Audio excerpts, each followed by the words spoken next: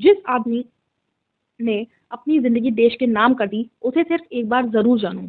आज मैं किसी पॉलिटिकल पार्टी की बात नहीं कर रही, ना किसी आइडियोलॉजी की और ना ही किसी प्रोटेस्ट को सपोर्ट या अपोज़ कर रही हूँ।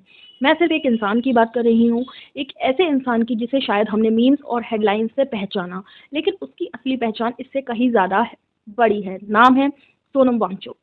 ये वही इंसान है जिन्होंने अपनी डिग्री या अपनी इंटेलिजेंस को सिर्फ अपनी सक्सेस के लिए नहीं, बल्कि देश के सबसे मुश्किल इलाकों के लोगों के लिए इस्तेमाल किया।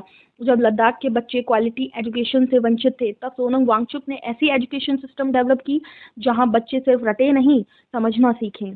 जब दुनिया एसी और कूलर की बात कर रही थी, तब उन्होंने ऐसे सोलर हीटेड बिल्डिंग्स डेवलप किए जो हिमालय की कड़कती ठंड में भी बिना ज़्यादा बिजली के गर्म रहते हैं। जब ग्लेशियर्स पिघल रहे थे, तब पानी की कमी बढ़ रही थी। तब उन्होंने आइस टू पास का आइडिया दिया, आर्टिफिशियल ग्लेशियर्स जो कि सर्दी में पानी को स्टोर करता है और गर्मियों में धीरे धीरे पिघल कर गाँव और खेतों को पानी देता है। सोचिए, जहाँ लोग प्रॉब्लम देखते हैं, वहाँ कुछ लोग सॉल्यूशन बन जाते हैं। उनके इनोवेशन सिर्फ इंडिया में ही नहीं, पूरी दुनिया में सराहे गए।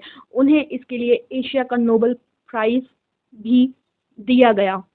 उन्होंने हज़ारों स्टूडेंट्स की ज़िंदगी बदली, एनवायरनमेंट के लिए काम किया और हिमालय जैसे सेंसिटिव रीजन के लिए अपनी पूरी ज़िंदगी लगा दी। आज अगर वही इंसान किसी मुद्दे को लेकर भूख हड़ताल या अनशन पर बैठा है, तो कम से कम इतना तो बनता है कि हम पहले ये जान लें, ये आदमी कौन है।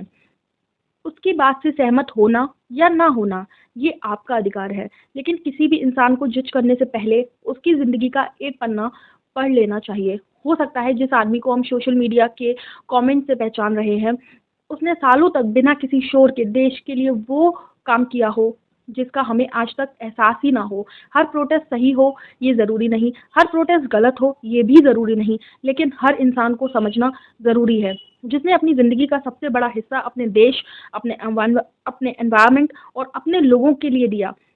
इस वीडियो का मकसद किसी पॉलिटिकल पार्टी का सपोर्ट या विरोध नहीं है, सिर्फ एक व्यक्ति का योगदान को समझना और समझाना है। कभी-कभी किसी की बात को सुनने से पहले उसकी नीयत और उसकी पूरी कहानी जान लेना ही असली इंसानियत होती है। Thanks for watching.